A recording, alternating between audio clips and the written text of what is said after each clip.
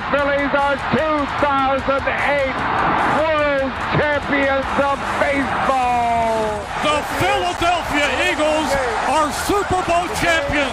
Eagles fans everywhere, this is for you. Now entering the game for Philly Press Box Radio, Bill Furman and Jim Chet Chesko. It's Wednesday, January 24th, 2024. Welcome to the Philly Press Box Radio Roundtable, brought to you by the Irish Rover Station House in Langhorne, PA, Cavs, Philly Tailgates, and the Edge of Philly Sports Network. I'm Bill Furman. I'll be your host tonight, along with my partner, Jim Chet Chesko. Chet, Joel Embiid is unconscious, and the Sixers have won 6 in a row. The Flyers have lost 3 in a row. They got some things going on there that need to get straightened out. The Eagles have started the house cleaning process, and then we got news today of the hiring of a new defensive coordinator. And spring training is now just 3 weeks away. And speaking of baseball, the Hall of Fame class of 24 was announced last night.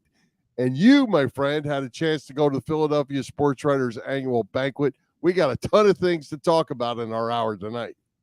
And Bill, Rhys Hoskins is now officially an ex-Philly. In my, decision to honor him, I put my Rhys Hoskins shirt on tonight. Never a dull moment on the Philly sports scene, Bill. Well, that's right. And, we got a couple great guests tonight, and we'll talk some Phillies with Kevin Cooney. He'll be joining us as always. And Kevin is also a voter for the Baseball Hall of Fame, so we'll talk about that. And I want to get his take on Rhys Hoskins, too. And we have the former Flyers defenseman and president of the Flyers Alumni Association, Brad Marsh, making his first ever visit to Philly Press Box Radio. Yeah, we love first-timers, but we also enjoy having veteran guests on with us, like Mr. Cooney, who's going to join us. He's been on 5 or 6 times. I think this is number 6. So let's get it going, Bill. Let's get to it. Let's welcome Kevin Cooney back to Philly Press Box Radio. Kevin, welcome. I'm old? Does that mean I'm a veteran? Am I old? You didn't say that. An old veteran. I'm an old veteran. There are some days I feel like an old veteran. So right. Good to be with you guys. Kevin, let's talk Eagles first. The season ended somewhat prematurely. Not a shock given what happened over the last month and a half. We had the media conference today, Howie and Nick. I don't know if they said anything overly exciting or unexpected. What did you make of today's news conference, first of all? Well, it kind of reinforced what I have felt all along. I don't know what Nick Sirianni does, and I really don't know what he's going to be doing in the future. I mean, I'm the head coach. That's what he said. Yeah, but okay, it's like, being the guy in charge of the widgets when you don't have widgets. Seriously. I mean, okay, so he's not going to run the offense. He's not going to run the defense. He's not going to run special teams. He'll just kind of oversee and pop in and, steal some M&Ms out of all their rooms. That's all. I mean, it to me, Chet, I honestly believed, and Bill, you were, I think, working, so you may have missed it. But I honestly believe that may have been one of the 5 worst press conferences I've ever seen by a Philadelphia team. Because there was still a height of arrogance. Yeah. Even though you lost 6 out of 7 coming down the stretch and you became a punchline. And they're not changing a thing. They're not changing one thing. And this idea that Vic Fangio's going to come in here and suddenly the defense is fine, it's not. The most disturbing thing in that press conference, Chet, was the idea that Nakobe Dean is still in their plans at linebacker, like as a starter. And I don't know if that's Howie just giving lip service at this point, but whoever got the messaging or whoever was trying to package the messaging, it was dead wrong. Well, I was surprised honestly, with the Fangio hiring. I know they're kind of enamored with him, I think, from a couple of years ago. They brought him in as a consultant, and that didn't end well either. I mean, the guy's been around. I don't know that he's got a tremendous track record. I feel like there were other guys' names that were floating around. Ron Rivera being one, Wink Martindale being another. I didn't like Martindale's aggressive play with the Giants. I'm just not sure he had the Jimmies and Joes to do it. But I'm not in love with this right now. Well, and in fairness, the Fangio hire seems like it's on pace, but it's not happened yet. So let before we jump ahead. But I will say, this is the philosophy they have, and Vic Fangio is going to do something that Ron Rivera and Wink Martindale and whoever else you were going to consider, the guy from Michigan, the defensive coordinator there, would not have done. And he's going to take what Howie's philosophy is, which is strong D line, try to get veteran corners, and play it that way, and not tweak it too much. And so I think this is fitting kind of their personnel. And Bill, I've been big on this on the radio on 97.5, The Fanatic. The league is changing again. And if you look at, Patrick Queen, you look at Kyle Hamilton with Baltimore, you look at Dre Greenlaw, you look at Fred Warner in San Francisco, you even look at Detroit's linebackers. Linebacker is back in vogue, probably for the first time since Ray Lewis's time ended with the Ravens. And I think the Eagles are behind the curve on this one, and they're stubborn that they're not going to give this up. On the other side of the ball, a lot of weapons, but what are they going to do with Jalen Hurts? He clearly regressed over the past year, may have had some issues with either teammates or coaches or whatever. How do you fix Jalen Hurts? Well, it's tough in a sense because the stability that the stability he needs was gone this year. And I know Brian Johnson was a promotion up, but the job was too much for Brian Johnson at this point. And depending on how much Sirianni was meddling in the background, you have to find somebody he's comfortable with, and you have to find somebody who's willing to tailor their offense to what Jalen Hurts does well, which is RPO, which is using his legs, and which is throwing crossing patterns, which this team did not do enough. Yeah. And that was a Sirianni factor. There's where I believe is more the Sirianni thing of he wants to play so much deep ball, constantly, explosive plays, everything. And they're better off with Brown and Smith. And they had Julio Jones who could go over the middle still. You're not running Julio for 50-yard fly patterns. You're running Julio. Should have been running Julio on crossing patterns. You have a great tight end in Goddard. They ignored the middle of the field. I think that's whoever the new OC is coming in and who's going to run this offense.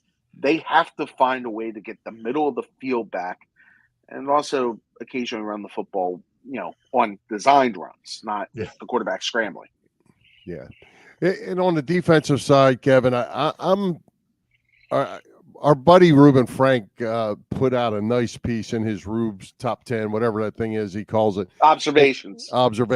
And Sean Desai, they were 10-1 with Sean Desai. They beat Kansas City, they beat Buffalo, they beat Miami, they beat Dallas. They won a couple more games, and then they had two bad games, Dallas and San Francisco, and beat the mess out of them. And Bill, I'll even argue that the Dallas game wasn't as bad as people think because the turnover set it up, and he didn't have a touchdown allowed in the second half. I agree with you. And I think it's a panic move. It turned into a panic move that just blew up in their face. Sean Desai is getting a lot of blame that I'm not sure he really deserves. And he's gone. He's going to get another job. But I think Sean Desai is going to be a pretty good football coach somewhere. It depends on the personnel he has. And I think that's the one thing we kind of lapsed with this whole thing. Say what you want about Matt Patricia and Sean Desai. I'm not saying they did a great job. There was issues. But to me, the personnel they were saddled with was not good enough at all. And I really believe, and I don't know how you guys feel, the Kyle Hamilton for Jordan Davis over Kyle Hamilton pick is going to haunt this organization for years and years and years. And it might be, I've had some people say it's Brandon Graham or Earl Thomas where it looks better as the years go along. Maybe Jordan Davis becomes that player. I don't see it right now. I really don't, because I don't know if Jordan Davis is ever going to get in shape enough to where you could count on them for 17 games plus 4 more in the playoffs. Yeah, not looking good right now for sure. Hey, we could talk Eagles for another hour or two, but I want to switch and get a little Phillies talk in here. They haven't done a whole lot over the offseason. I mean, they're bringing Aaron Nola back, certainly, made a couple of minor moves here and there. How good do you feel about this Phillies team after, how it ended last October? They're probably in the same spot they were. And well, you hate saying it this way, but the spot is they're the second best team in the division, but they're the team nobody really wants to face come October. They really, Chet, they didn't have a lot of options in a way. They were kind of, unless they were going to move Castellanos, and that wasn't going to happen. Your everyday eight was fine. It was set up, and you had Schwarber as your DH. I guess there's questions about center field, but I don't think that can happen. I rather them preserve a little of that flexibility to make a move at the deadline. Look, if the Angels are bad, Mike Trout may be there at the deadline if he's healthy. Maybe the Phillies get in that. Maybe there's a starting pitcher that's out there. Dylan Cease is still not moved yet, which I think is something to keep an eye on. As I said, are they the Dodgers? No. Are they the Braves? No. But if I'm the Dodgers or the Braves, do I want to see them necessarily in a 5-game series? No. And they just have to be a little more plate discipline. That's all. Well, I'm curious about the whole pitching staff. We go through this every year at this time, I guess. I don't know. I'm not even sure who's left in the bullpen. But generally, the bullpen wasn't too bad. It was better than it has been. But I don't know that they've upgraded a whole lot, and they certainly could have used a starting pitcher, but was there one out there to get without overspending for mediocrity? And that's look, their starting 6 is pretty much set. Between Wheeler, who's probably going to get an extension, Nola, who did get his new contract, Suarez, Keekering, I'm not Keekering, excuse me, Suarez, Walker, and Sanchez. Yeah. Sanchez. And you got the guys coming in through the minor leagues. So I wasn't too worried about their starting staff. And you could always pick a 5th starter up if you need it. On the bullpen, I'm almost viewing it as the trade-off is Keekering for Kimbrel at this point. Keekering will probably go into the 7th or 8th inning. They'll probably, slide Alvarado back as the closer most nights. Ooh. Well, Ooh. Bill, he was the best closer. He was the best reliever they had. Yeah, I know, but that doesn't make me feel good. Well, some nights he's in there and he's mowing everybody down. The next night he can't throw a strike, and when he walks that first guy or pitches bad to that first guy, it's not going to be a good night. But I will also say there was nobody out there, and I know Josh Hader is a guy everybody here wanted. I wasn't paying Josh Hader that kind of money that he got, and that the Astros paid him. So if that's the case, I'd rather them try it this way. And again, at the deadline, something will pop up. It always does in the reliever market. You got to be aggressive. This is where you almost have to have faith in Dombrowski. And Dombrowski is a Hall of Fame level general manager for a reason. And these are the types of moments you know he is the guy at this point. Hey, do you think Bryce Harper is going to stay at first base the rest of his career? I would say yes. I would say that at this point, it's pretty clear that he. Pardon me, guys. I'm getting a text here from my wife. So, how dare she? Well, dinner just arrived, so that's why. There you go. dinner we ordered out tonight. Anyway, look, I mean, unless he decides he doesn't want to, let's be frank. Bryce makes a lot of calls in this organization. I would say that he is likely to be there. It's the trend of players who enter his age, that 31, 32. If they're going to make the move, they're going to make the first base. I do find it fascinating that he was talking about playing all these mid-40s, and first base gives you a hell of a lot more opportunity to do that than right field does. Yeah. Well, Kevin, speaking of having faith in Dombrowski, how about faith in Rob Thompson? I am not one of those guys that has faith in Rob Thompson. All right. I really, this baffles me. It really does. I go through this every week, Kevin. Well, we could talk Joel Embiid too, but that's another story. Okay. All right, Bill. So let's recap. He's made an LCS and a World Series in back-to-back years, taking over a team that didn't make the playoffs for 12 years, who underachieved for a ton of his time. And if that's, I don't get what the complaint is. Like, if you're saying that he doesn't manage the bullpen enough or well enough, okay? There's 26 other managers in baseball who are just like him, okay? Bullpens always get managers on public hot seats, okay? The guys love playing for him. They've played hard for him, okay? You want to say that they got off to the slow start last year? That's fine, but that's a natural hangover from what happened. I don't blame the Arizona series on him. I don't. I mean, could you pick apart, like, should Rojas have been pinch hit in the fourth inning? That's fine, except when he came up, you had a lead, and if suddenly somebody drops a ball in center field, he's an idiot at that point as well. So at that point, as you see my stepdaughter go down the steps, at that point, I would say I can't fault him on this. I think he's done as good a job as anybody. And if you start dipping your toes into other waters, you're going to end up having a shark bite your foot off. And his key guys didn't hit those last couple of games too, so he couldn't do anything about that.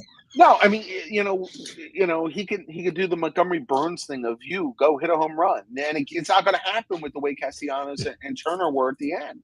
You want to? All right, I'll give you Bill. One thing I don't want to see this year, I don't want to see 130 games of Kyle Schwarber leading off. Amen. There you go. There. Is that a compromise? Bill likes that. Yeah, absolutely. But to your flip side, to your point though, Nick Sirianni's been in the playoffs 3 years and been to the Super Bowl and didn't win, and we're trying to run him out of town. People want to run him out of town. All right. So, and as chief of the running out of town brigade. Oh, I didn't know that. Oh yeah. I will tell you, without Steichen, without Gannon, he is a poor coach. Poor. Players played hard for him, we think. Players played hard until Thanksgiving. Well, we don't know exactly what happened. Then they went belly up. Let's be honest. If he was 11-6 and you didn't have a collapse at the end, we're not having this conversation. Right. But Bill, when's the last time a head coach in any sport suffered an indignity like this and ever rebounded? Yeah. He's going to be on the hot seat for Gene Mock, and he never won a championship. Right, and Gene Mock stuck around 5 more years and didn't get close. I think he had one or two. Yeah, 1 or 2 over 500 seasons, and that was it. Hey, before we let you go eat, we got to talk about the Baseball Hall of Fame voting. We see who got in: Adrian Beltre, no doubt about that. Todd Helton, Joe Mauer, Billy Wagner just missed. And you know what I found interesting? You had 2 guys getting in who played their entire careers with one team. Boy, you don't see that much these days. Pretty good trio right there, Kevin. Yeah, it's pretty good. I mean, Heldon, I know a lot of people cast doubts because of the Colorado thing, but Heldon was not just a great hitter. Boy, he was among the smoothest first basemen I can ever remember defensively. And so I had no problem with him. Obviously, Beltre, I'm not sure I'd put him in the Brett Schmidt category to some word last night, but really good. Yeah. Really good. I mean, the numbers were there. And a guy who later in his career got better and better. Mauer was interesting, and Mauer was a close call. His time as catcher, there's a parallel to be drawn between Mauer and Utley. Both were dominant at their positions for about a 5-6 year period. Mm-hmm. And then they faded. And And like, to me, I voted both. But I also like kind of did the whole, I wondered, like, you know, it was one of those, you sit there. Yeah. It was, I sat there and I kind of like picked over things and went, all right, were they good for long enough? They almost both fell in the Don Mattingly category. And I know there's a lot of people in New York tonight who are complaining that Jorge Posada should have got more of a look because his numbers were as good as Mauer's in a lot of ways. And Posada didn't even make his second year on the ballot. But yeah, look, those three, it's not a bad class at all. And you throw Leland in, and it's going to be fun and entertaining when you get the Cooperstown. I wish Billy Wagner got in. I think 5 Billy votes, right? He missed by 5 votes. 5 votes, and 2 people pulled their votes back, which I never quite understood. The only time I've ever pulled a vote back was Omar Vizquel, and that was because of the other issues, and I just felt a little queasy putting him potentially on the stage because he was about. Remember, Omar Vizquel was about 55% at that point. Yeah. And I just kind of like, there was too much other stuff going for me to take. You know, and the Utley and Rollins debate is something that I know you guys probably want to get into. I don't get it. I really don't get where Chase Utley has twice the support of Jimmy Rollins. Yeah. Well, and you know, Kevin, along those same lines, I say the same thing all the time about Alan Trammell and Lou Whitaker. If one is in, they're both in. You know, or else they're not in. And I don't mind the analytics that a lot of the Utley voters are using. But look, Chase Utley had less than 2,000 hits. I mean, let's be real. He's not a lead pipe lock, and it's not this clear as day. And Rollins did suffer on the analytics. His OBP was not great compared to the, quote, traditional leadoff hitter. But he stole bases, he hit homers, and he was a superior defender. And being around that team every day like I was during that time, or every day, at least at home or, you know, the road trips I went, Jimmy was the leader. Jimmy was the guy who would call people out. And that should matter for something. And like I heard somebody on MLB Network say last night, wow, Chase was a great postseason player. He wasn't. He had a great World Series. He had a great World Series in 2009. But people ridicule Ryan Howard a lot for 2010. You know, Chase had an awful series against the Giants that year. And he wasn't great against Cincinnati in that first series either. So if we're going to use this like sliding scale, you know, we can't pick the parts of Chase we love and the parts of Jimmy we love and ignore the parts of Jimmy that make him a Hall of Famer too, in my mind. Yeah. Kevin, we're going to let you go, but we're going to play a game of 3 and out. Okay. Real brief answers. Number 1, who wins Super Bowl 58? The Baltimore Ravens over the Detroit Lions. Ooh, interesting. Number 2, will the Sixers make it past the second round this spring? Well, their odds improved a lot this week with Doc Rivers again. Yes, exactly. I love that. I would say I think they're still a player short. And number 3, what's your favorite Bruce Springsteen song? I'm going to go, it's not obscure, but I love Bobby Jean. Okay, not bad. Yeah. The correct answer is Rosalita. Well, for me anyway. Well, I get it, and I don't mind Rosalita.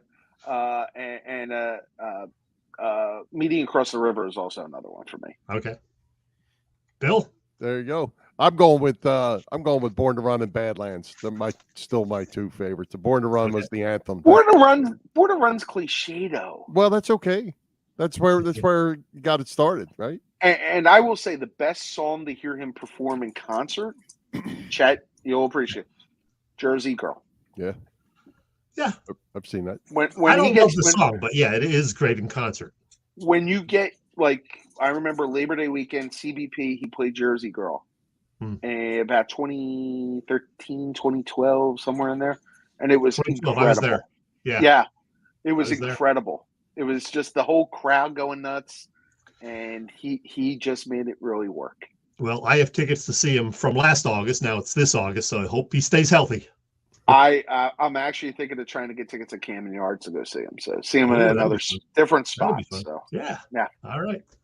All right, Kevin. Well, thanks as always guys. for joining us. Let's do it again. Absolutely. Thanks, guys. All Take right. care. Bye-bye. Hey, Chet, let's give a shout out to all the shows at the Edge of Philly Sports Network this week. The gang, as always, has all the bases covered. You can catch all the action on www.eopsports.com, as well as Edge of Philly Sports on their YouTube channel. You can also find our show on our Philly Press Box Radio YouTube channel. Don't forget to email Edge of Philly Sports, sign up for their weekly review, and you'll get an email in your box on Friday mornings with all the shows throughout the week. Help us out by hitting those subscribe, follow, and like buttons. And as always, share with your family and friends. Yeah. Hey, Chet, what's going on over there at the Irish Rover Station House this week? They got a bunch of things on the calendar at the Irish Rover Station House in beautiful Langhorne, Pennsylvania. That would be tomorrow, Thursday, for example. They begin offering their Thursday through Sunday dinner specials. This week, the choices include a New York strip steak and a broiled flounder. Yum. But it is also, of course, Killer Burger Thursday, this and every Thursday. And they have a special beer release during happy hour from the Rover's friends at Trogs. That is this Thursday. First squeezed nugget nectar and some related items. And those people from Trogs are great. I've met up with them a few times at the Rover. Some wonderful people. Plus, this weekend, there is live music. That would be Saturday night. The tunes, courtesy Piano Dudes. And, oh, yeah, always 24 beers on tap. The Irish Rover located on Bellevue Avenue in Langhorne. And you can get all the details on all of what I just told you about on their website, IrishRoverStationHouse.com. Ray Diddy, take it away. Hi, this is Ray Dinger, and it is always fun to talk sports with these two guys, Bill and Chet, on Philly Press Box Radio. And yes, it is always good to have Ray Diddy. Hey, Chet, I want to squeeze this in real quick. Beer Can Appreciation Day, Bill. Enjoy. Oh, yeah.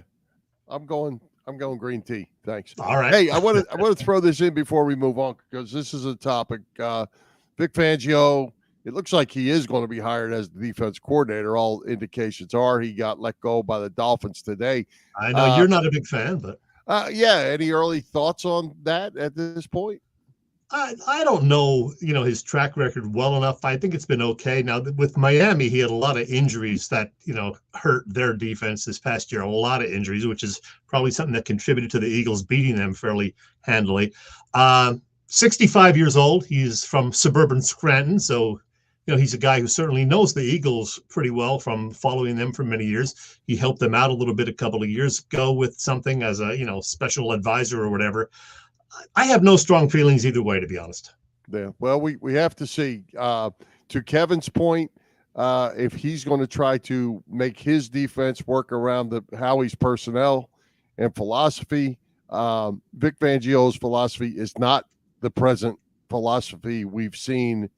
So something's going to have to give here. We're going to either need more different players or a different philosophy coming from Vic. So we'll see how this plays out. Going to be interesting. Absolutely. All right. Hey, last Wednesday, you had a chance to attend the Philadelphia Sports Writers Annual Banquet. Always plenty of legendary Philly sports figures there. There were again this year. Tell us about it. Great event, as always, Bill. I think I've been there about a dozen times over the last 14 or 15 years. It was a complete sellout this year, in fact. So full house at the hotel in Cherry Hill. The honorees included Vince Papale, who received the Living Legend Award. Great to see Vince. The Media Little League team, and everybody really appreciated them being there. Of course, Don Selesky, the former Flyer, has a grandson on the team.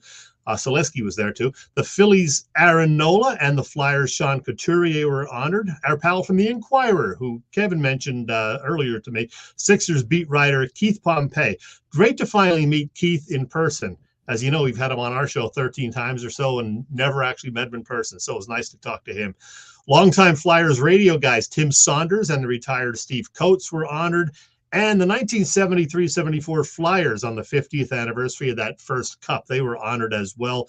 A lot of legends there, including Bernie Perrant, Joe Watson, Orest Kindrachuk, Don Selesky, as I mentioned, and Dave Schultz. They were all there. Brian Propp was there to support them, plus PA man Lou Nolan. It was quite a night. And Bill, I also talked for a bit with Phil's skipper Rob Thompson, who is very happy that he will have Aaron Nola in the rotation for the next several years. I can't say enough good things about Aaron Nola.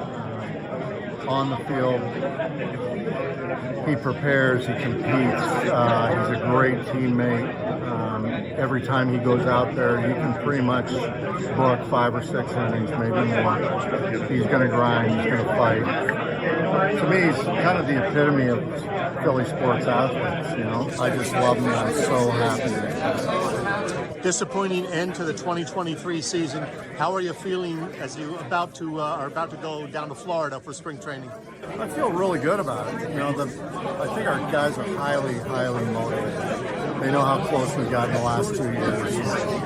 We've won more playoff games than anybody else in baseball in the last 2 years, but it's not enough. Not enough, he says. So yeah, they're all pumped, ready to go, he said.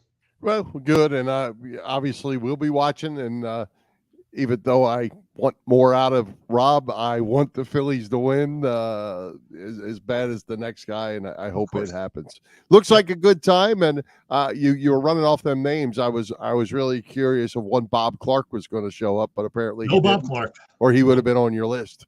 Yeah, he was not there. All right, good time. Hey, you had a chance to visit with former Flyers defenseman and the president of the Flyers Alumni Association, Brad Marsh, just yesterday. That group has so much going on. Tell us about that. Brad's a good man. And yeah, there's a lot going on with the Flyers Alumni Association and Flyers charities. And that's especially true over the next several days, in fact. Here's my chat with Brad Marsh.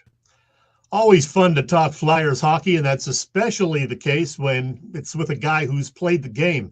And we happen to have one with us, a guy who did that very well for 7 years in Philadelphia.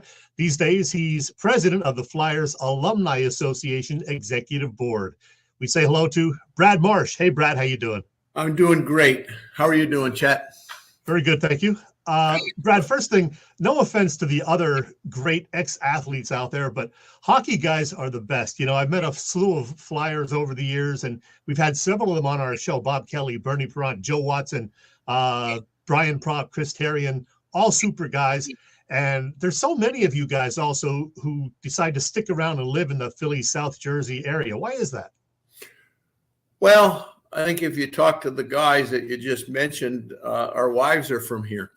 But anyhow, no, Philly's a great place to live. It's a great hockey atmosphere, as everyone knows. And whether you live on the PA side of the river or the Jersey side of the river, they're great communities in which to raise a family. It's great. And you mentioned the alumni guys, and no other sport does what the NHL hockey alumni do. There's 32, actually 34, because the Quebec Nordiques and the Hartford Whalers still have alumni chapters. And each of those alumni chapters are making a difference in the community in which they live. It's great. And we just love getting out there and making a difference and putting smiles on people's faces. And the Flyers alumni do it as good as any other alumni. And thanks in part to what Ed Snyder, Keith Allen and company put in motion right from the get-go in 1967. The Flyers have always had a real good reputation around the league. And the first cup-winning team from 1973-74 is getting lots of attention these days. It's 50 years, believe it or not. They were honored in November by the Philly Sports Hall of Fame, and then just last week by the Philadelphia Sports Writers Association. And in a few days, several of those Broad Street Bully era guys will be on the scene for Flyers Alumni Weekend. What all is happening this weekend, Friday, Saturday? Well, it's going to be a great weekend, and we're going to start it off with our Hall of Fame induction. I shouldn't say start it off. I'm going to start at the end and then work backwards to the good stuff. On the 27th, Mark Recchi is being inducted into the Flyers Hall of Fame. Very well deserving to be inducted. This guy was a scoring machine. He was a great Flyer. He went on to a great career with other teams as well. He's a great coach. So Rex is going to be inducted on Saturday. The Flyers are playing the Bruins, so it's going to be a great game. And so many of us will be on hand to cheer him on and wish him well with his induction. On Friday, the 26th, the Flyers alumni, led by Mark Recchi, the newest inductee, will be playing the Bruins alumni in an alumni game, 7 o'clock at the Wells Fargo Center. It's going to be a great event. The alumni games are so much fun. They start out fun. Everybody's happy to see each other. And then as the game goes on, the temperature starts to heat up a little bit and the competition juices kick back in. And so it usually makes for a very entertaining game. We're a little slower than what we used to be, but the competitiveness is still there. We have some great alumni playing in that game. But part and parcel with this whole Hall of Fame weekend is, as you mentioned, it's 50 years since the Flyers won the first Stanley Cup. We beat the Boston Bruins. The Bruins are the common thread here. So we're bringing all of the Stanley Cup guys back from 74 and 75 when they beat the Sabres to celebrate on this Hall of Fame weekend. And so they'll all be in the building. Thursday night, we got a nice alumni-only reception where we'll rekindle all of our old stories through the various decades of Flyers hockey. And the Stanley Cup will be in the building.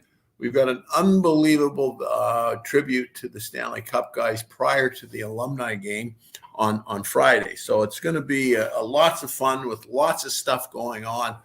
And what's really cool, there's something for every Flyer fan, regardless of what decade you cheered for. There's something for everyone to come and get excited about and be really pumped about.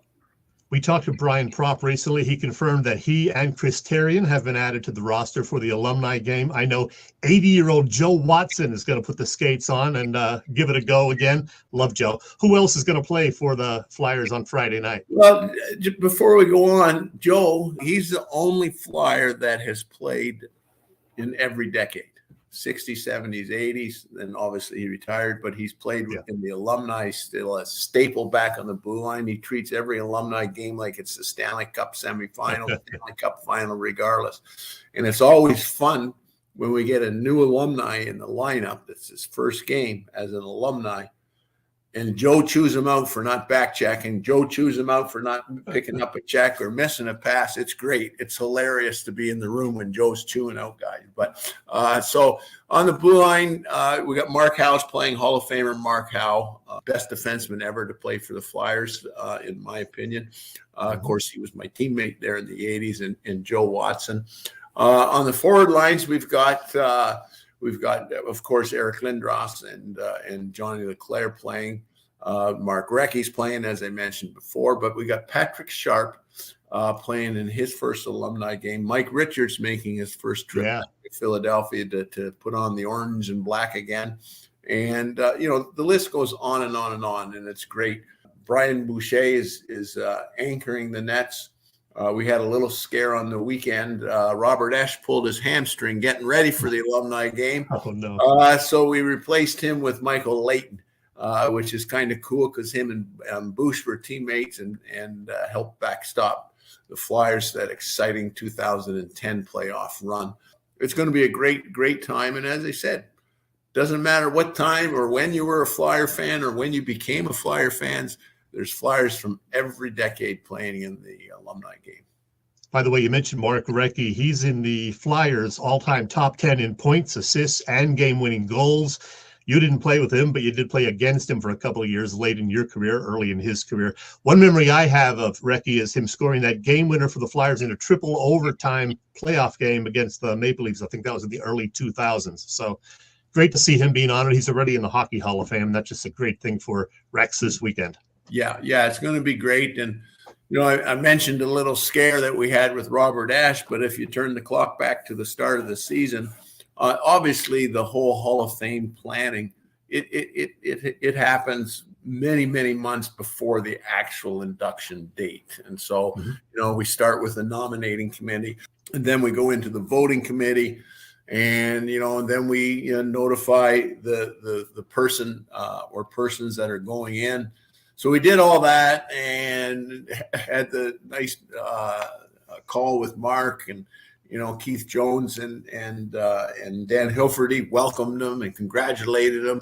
And then the next week he gets named coach of the Columbus Blue Jackets. Holy moly, did I have a little minor heart attack then. But anyhow, I called Rex up right away and said, look, we understand, because they're actually on the West Coast right now.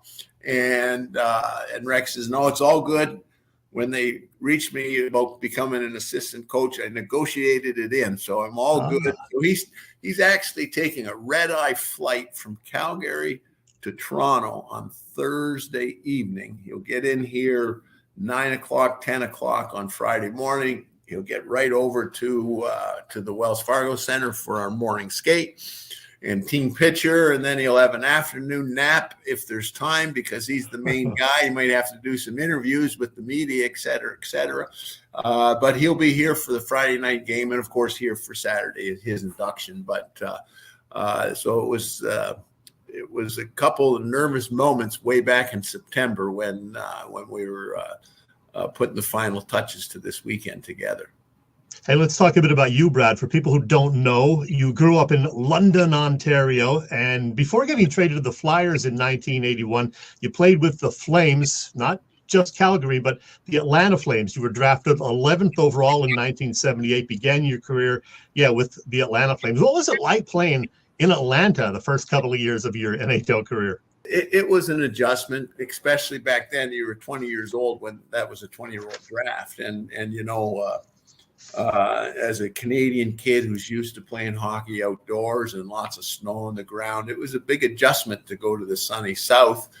We had a great fan base there, very enthusiastic. They didn't understand the game, but they came to the game and they cheered and they made a lot of noise. And in 1980, the team was sold to Calgary just because of the economics at the time. Mm-hmm. I mentioned there was a lot of great fans in Atlanta, but there wasn't a lot of great businesses that backed the Flames back then. And so off to Calgary we went, and it was very neat and very special to be back on into the hockey climate, if you will. And we thrived that first year in Calgary, and actually we beat the Flyers in 7 games.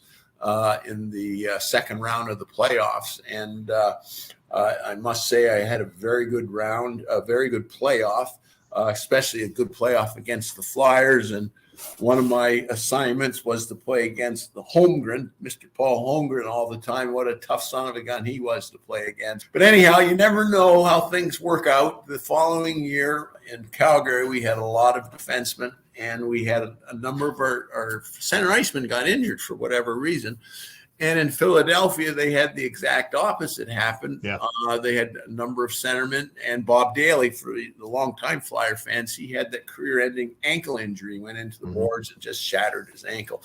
So they needed a defenseman, and Keith Allen, the general manager at the time, remembered back to the playoffs, and he told me this after the fact, that I had such a strong playoff against the Flyers. I was on top of their list to inquire about. And so the trade was made. I was captain of the Calgary Flames, and the trade was made for Mel Bridgman, who was captain of the Philadelphia Flyers. It's one of the few times in the history of all sports that a captain for captain trade was made. And so I became a Flyer in November of 81, and it was one of the best things that ever happened to me. It was a big difference and a huge learning curve for me to walk into the Flyers dressing room with a Bobby Clark and a Bill Barber. And the leadership in that dressing room, even though I was the captain previously, the leadership in the room really made a huge impact on me and really shaped the rest of my career. Hey, you weren't considered a huge fighter, but you did drop the gloves every once in a while. And this was a pretty good one. You and the Canucks' Garth Butcher. Vancouver's frustrated. As they're down 7-1. Who's that, Patty? Butcher's got his arm loose. Here's Brad Marsh. Butcher's hitting him on the helmet. Now Brad's got his helmet off. And Mr. Butcher picked on the wrong guy. Oh, he got a good uppercut there. It's come right underneath, clean as can be. There goes Butcher. He's down. Brad Marsh on top of him. Now things are warming up with Dougie Possible. We love watching those old videos, man. Yeah, Yep. Gene Hart and Bobby Taylor doing the commentator. And it's great to hear the Flyer fans cheering and roaring. And I didn't fight. I fought a lot in junior. I fought a lot in my first couple of years. Actually, my first NHL fight was against Mel Bridgman in the Philadelphia Flyers. And actually, you scored your first NHL goal against the Flyers too, beating Phil Muir.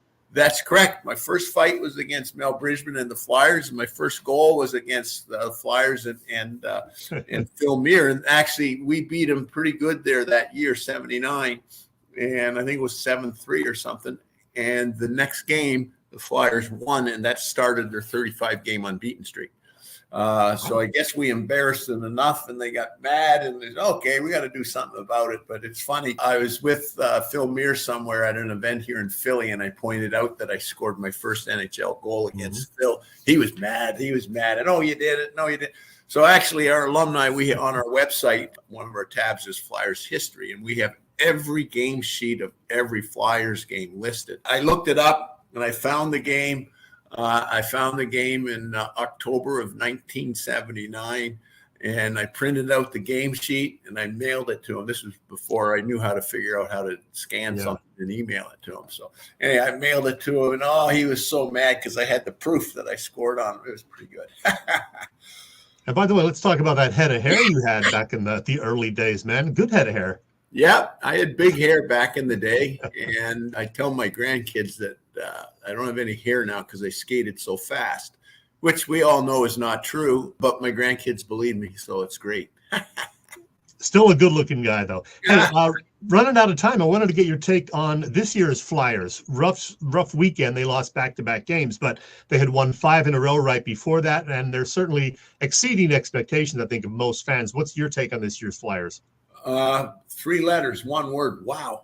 Like it's hard to imagine based on, when we made all the changes in the summertime and then through camp, Torts and Danny and Jonesy were all saying patient, we're rebuilding. And boy, have they taken the hockey world by surprise, and they've taken the Philly sports fans by surprise. And I think Flyer hockey is back. The correct Flyer hockey is back, where teams don't want to play at the Wells Fargo Center now because they know they're in for a hard-working night. They know they're in for a battle. So it's great to see. So whatever becomes of the rest of the season, I'm not going to make any predictions. Well, we'll do this, we'll do this. Flyer hockey is back, and the road to respectability for the Philadelphia Flyers is back, and it's great to see. I was talking to somebody yesterday. And for those longtime Flyer fans, if you remember back to 84, 85, Mike Keenan's first year, we had a very young team, inexperienced team. We had 7 guys under the age of 21, the Sutter brothers, Rich and Ron, Murray Craven, Rick Tocchet, Derek Smith. The list goes on. And no one picked us to finish in the playoffs. And not only did we finish in the playoffs, we won the President's Trophy. We went to the Stanley Cup final, and we lost in 5 games to the mighty Edmonton Oilers. But this team reminds me of that 84 team. They're young, they're exciting, great goaltending, real good defense, and some real good talented forwards. And so good things are in store for us. I agree. And again, Flyers Alumni Weekend coming up in just a few days. Tickets are still available. I think they start as low as $25. So check it out. Flyers Bruins Alumni Game this Friday evening. Brad Marsh, this has been a blast. Thanks so much for visiting Philly Press Box Radio. Well, thanks for having me, and I'm looking forward to Friday night. It's going to be a lot of fun. It's going to be a blast weekend, Chet. That's for sure. That was cool. I love the old names. The fight was cool too. I like that. I love the fact that, all the Flyers from different eras will get together for occasions like this and, probably swap all sorts of stories and get along because they're all Flyers and there's that certain camaraderie. So I love that. And I want to mention that was our interview was done, of course, before the Carter Hart news broke. Flyers are going to be without Hart for a while. There's that whole investigation. We don't know the details. We don't know if he's going to be charged with anything, but it's an unfortunate situation for the Flyers, certainly. Yeah, and turned around and lost Owen Tippett at the same time to the injured reserve list. They moved Bobby Brink down to Lehigh Valley.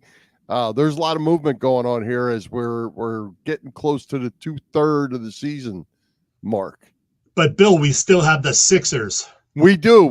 Hey, Joe's having a little trouble, I think. 4 letters, torts. Maybe he counted the T's as one. I don't know. There's looks like 5 letters to me, but all right, we're good. He went to the Joe Howe School of Accounting. This is the other Joe. This is Joe Howe on this one. Joe All right, Howe's hey, Sixers, as we said, they're rolling. They've won 6 in a row. Joel Embiid is playing like a man possessed. He's now walking in rare air, my friend, with 70-point performance Monday night against Speaking Spurs. of numbers, Bill, look at that. 70 points and 18 rebounds. That, too, a career high. Yeah, he was good. Yeah, I know. The Spurs stink. They didn't play a whole lot of defense, certainly, but still. It bugs the crap out of me that people watch this or don't watch it. They just hear about it, and they say, yeah, but. And they go back to the Sixers playoff faults coming up short every year. I know, we know that's a problem, but still, these guys are fun to watch. Embiid's a great player.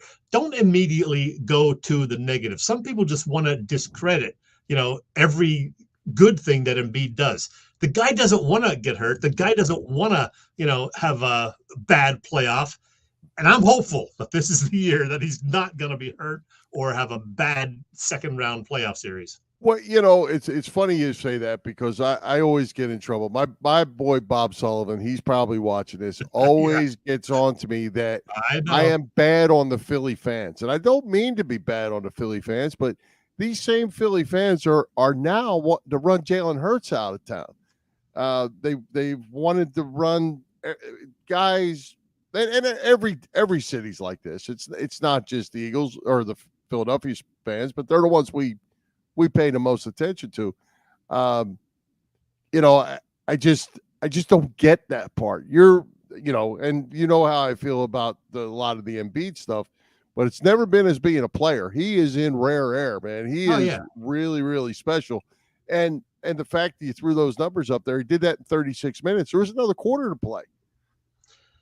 Bill, this season, he is averaging 36.1 points a game. He's averaging 34 minutes per game. Right. And hopefully, to me, that's load management. That's not sitting out games. Get him out of games. He wants to win the MVP. And I was wrong. You don't have to play 55 games. You apparently have to play 65 games. So he can only miss 7 games the rest of the season. That's 39, 40 games. He's got to play 32, 33 of those games. So, there won't be any, freak injuries that keep him out for 2 or 3 games unless they're totally legit. So come on, Joel, stay healthy. Yeah, and whoever came up with that number rule, that's idiotic. How many total? How many games? 65? 65 you got to play. Unless you get a season-ending injury in the last couple of weeks, then it drops down to 62. I read all the details. It's weird, but so let's just say a guy, any guy, they average 40 points a game and they only get to play 60 games because of one reason or another. They don't win. I don't know who came up with that. Make exceptions. I don't know. I don't know if it was a deal between the NBA Players Association and the league or what, but I don't know if there's any wiggle room there. I'm not sure. But stay healthy, Joel. All right, let's see. All right, hey, what's going on with the best tailgaters in Philadelphia? Bob Cavanaugh and the gang at Cavs Philly Tailgates.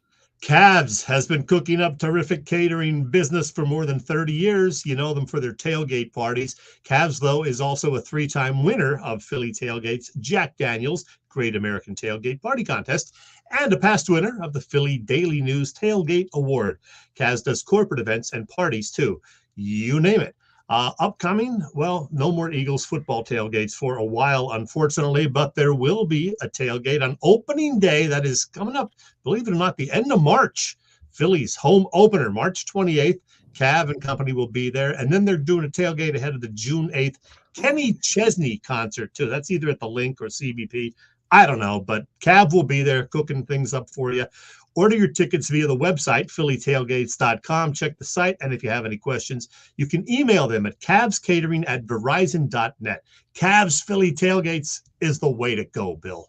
Yes, it is. Hey, we don't want to run out of time because we have predictions to make here as we're getting close to the end. Yes. We've continued on through our playoffs with Bob Patrone Jr., Boop to his friends, you and I picking the winners of the playoffs, or in my case, maybe picking the losers in the playoffs, but that's okay. We're 2 rounds in. How are we doing? There was some good football last weekend, by the way. Yeah, there really was. I didn't see the Saturday night game, the Niners, because I was at a concert, believe it or not, Willie Nile and Company, the Light of Day event, which was a blast. But here's how things look. This past weekend, Boop, who picked the Chiefs, we didn't. He went a perfect 4-0. You and I were 3-1. So for the postseason, Boop is now the leader, 8-2. I'm a game back at 7-3. Bill, you are 6-4. But I ran away with the regular season, and I think that's still more important in this situation. So I'm going with that. You would, but we don't. So let's get on with the playoff picks. Yes. AFC Championship, Kansas City at Baltimore, Ravens -3.5. NFC Championship, Detroit at San Francisco, 49ers -7. Who you like? Just printed out Boop's sheet before I came in the air. Did not look at it, so I don't know who Boop picked, but I am going to guess he picked the Chiefs in the AFC game. All right, Boop says, regarding the Lions SF, the Niners had this game won the moment it became apparent they no longer had to go back to Lincoln Financial Field. His pick is the Niners. Bill, I went back and forth on this myself, and I have a feeling it's going to be a real good game. My first inclination was Detroit. Then I said, no, the Niners are at home. They're a better team. Detroit's going to choke. But then I said, you know what? I'm sticking with my first pick. I'm taking Detroit. There goes that choke word. Stop it with that. So you trying to tell me any team that loses this game is choking? Stop. No, I'm taking Detroit, Bill. All right. Well, you know what? I'm probably maybe picking a little more with my heart than my brain here. I'm going Detroit too, because I don't know why it is I don't like San Francisco, because I'm a huge Christian McCaffrey fan. I don't like San Francisco, and I really like Dan Campbell and what he's doing. I'm going Lions. All right. KC Baltimore. KC Baltimore, Ravens -3.5. Let's see what Boop says. Again, I don't know. Boop says KC Baltimore. They keep taking weapons away from Patrick Mahomes, and he keeps MacGyvering his way into the AFC title game. Boop, whose second favorite team is the Chiefs. He, of course, is taking the Chiefs. I had trouble with this one also. Don't know who to root for, don't know who to take, but I wrote down Baltimore, so I'm taking the Ravens to win at home. I really, really, really like this game. I think it's going to be a good old smash mouth, old time football game. But the difference maker, two difference makers, Patrick Mahomes for one, and Steve Spagnuolo for the other, because and Andy Reid, come on, man. Well, the defensive side of the ball, what always seems to happen to the Ravens is they get to this far, and somebody figures out how to stop Lamar Jackson or neutralize him, and their whole offense runs through Lamar. And if you can neutralize him, Steve Spagnuolo can do that. He's been around. And if they do, Chiefs to win. I thought the Chiefs would lose last week in Buffalo. But now I think I like the Chiefs in this game. I can't wait to watch it. I think it's going to be a great game. I have a feeling I'm going to get both these games wrong because I took Baltimore and Detroit, but we'll see. I don't know, but I think it's going to be a really fun game to watch. I'll be disappointed if it ends up being like a 14 or some point game. I think it's going to be a slugfest, and I think it's going to be a lot of fun. Bill, who's our guest next week? I don't know. You tell me. We had great guests tonight with KEVIN COONEY and BRAD MARSH. So you tell me who's coming to Philly Press Box Radio. Well, next week, Bill, we had such a full show tonight that I figured we needed more time for just you and I to have a conversation about the Philly sports scene. So just one guest next week. It is a great one, though, who is making what's becoming an annual visit to our show right between the conference title games and the Super Bowl. It is another Hall of Famer, man. It is Dick Vermeil. There you go, Bill. Legend. Dick Vermeil on the show next week for the third straight year at about this time. And since we have the time next week, I'm going to probably have a random chat because people have been calling out for it. They say, you got to do a random chat segment again. So it's coming back next week. Well, there you go. And we are out of time, and because we were busy with all the guests, because one thing I did want to talk about was your boy, Glenn Rivers. Glenn Rivers is back in the NBA, taking over a 30-13 team. What in the world is going on? We'll get into that a little bit later. I think I did a great job. Oh yeah, absolutely. How did that guy get a job? And they fired a first-year coach that's 30-13. Yeah, so Stop that's it going to with be that. interesting. I have this idea that the Sixers and Bucks are going to play in the second round next year, and this is when the Sixers get out of the second round for a change. Well, if he's on the other side, I'm all in with that. I can dream, man. Wrap it up, Bill. All right, let's thank tonight's special guests, Kevin Cooney and Brad Marsh, our sponsors, the Irish Rover Station House, Cavs Philly Tailgates, PPCC 118 Raz Room. For Jim Chetchesko, this is Bill Furman. We hope you enjoyed the show. We'll join Philly Press Box Radio next Wednesday, January the 31st at 7 p.m.